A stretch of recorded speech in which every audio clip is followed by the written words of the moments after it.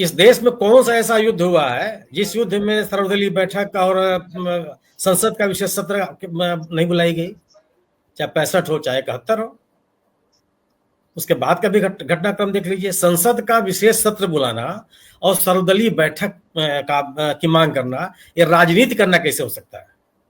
2 बैठक तो ये सरकार भी कर चुकी है, ये अलग बात है कि इसमें प्रधानमंत्री शामिल नहीं हुए।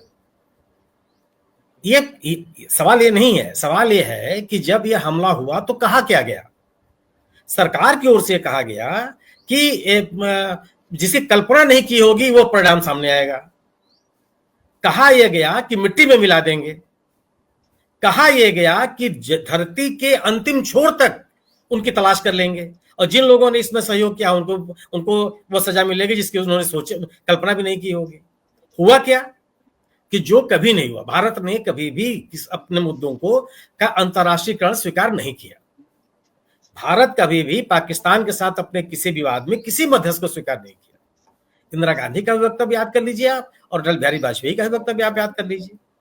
भारत सरकार ने ट्रंप के दावे को या अमेरिकी विदेश मंत्री के दावे को कोई खंडन नहीं किया।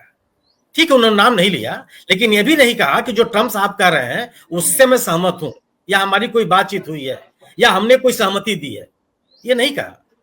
यह भी नहीं कहा कि चूंकि हम में हिंदुत्व की भावना होती है इसलिए हम दयावश इस मैदान से हट रहे हैं। यह भी नहीं कहा। उन्होंने कहा कि दोनों पक्ष सहमत हुए हैं। डीजी मिलिट्री ऑपरेशन पाकिस्तान ने अपने काउंटर पार्ट से भारत में बात की है, दोनों लोग सहमत हुए हैं, फिर 12 तारीख को आपस में बात करेंगे। लेकिन यह स्थिति हुई क्यों? अगर आपको यही स्वीकार करना था तो युद्ध में शामिल होने का सवाल कहां से पैदा हुआ? इसके पहले कितनी बार हुए? अगर हम शामिल हो गए तो कुछ ना कुछ आप बोल रहे कि आर पार की लड़ाई लड़ लेंगे। बात ये थी कि आर पार की लड़ाई लड़ी जाएगी। सेना का मनोबल का सवाल ही नहीं पैदा होता। भारत की सेना के बारे में टीका टिप्पणी करने की ताकत किसी के पास नहीं है। इस भारतीय सेना ने अपने प्रोफेशनलिज्म को हमारे आपके सामने नहीं कई बार इसको साबित कर चुकी है। हम पैदा भी नहीं हुए थे तभी उसे साबित किया था। दुनिया के पैमाने पर उसकी साख है। दुनिया के पैमाने पर जिसका हम और आप मूल्यांकन नहीं करते, दुनिया की शाखाएं करती हैं, उससे भारत अपने सैन्य शक्ति के नाम पर 5वें नंबर पर है और पाकिस्तान 19वें या 20वें नंबर पर है। कोई तुलना नहीं है। चाहे थल सेना की बात कीजिए, चाहे नभ सेना की बात कर लीजिए, और चाहे वायुसेना की बात कर लीजिए। भारत की मारक क्षमता के सामने पाकिस्तान कहीं नहीं ठहरता। एक हफ्ते की लड़ाई लड़ने की ताकत नहीं है पाकिस्तान के पास, जो उसको युद्ध कहते हैं। और उसको युद्ध लड़ना होता तो वह ड्रोन का उपयोग नहीं करता। ड्रोन युद्ध जिसको कहा जाता है उसमें ड्रोन का प्रयोग नहीं होता है ही नहीं है। आप कहां से लड़ लेंगे? आपके पास कितनी विदेशी मुद्रा है कि आप एक हफ्ता भी लड़ाई लड़ लें? अब भारत का कोई जवाब नहीं है।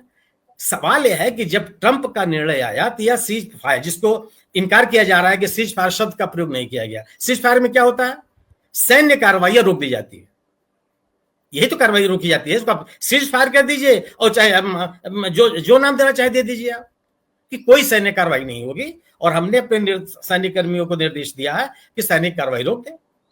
उसके बाद यह आरोप लगे कि पाकिस्तान ने सीज फायर का वायलेशन किया, ये किया भी उसने, इससे भी कोई इनकार नहीं कर सकता।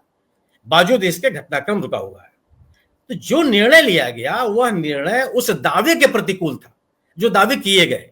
सवाल इससे पैदा हो रहा है। अगर आप ये वीडियो YouTube पर देख रहे हैं तो हमारे चैनल को सब्सक्राइब कर बेल आइकन दबाएं, और Facebook पर देख रहे हैं तो हमारे पेज को लाइक करें।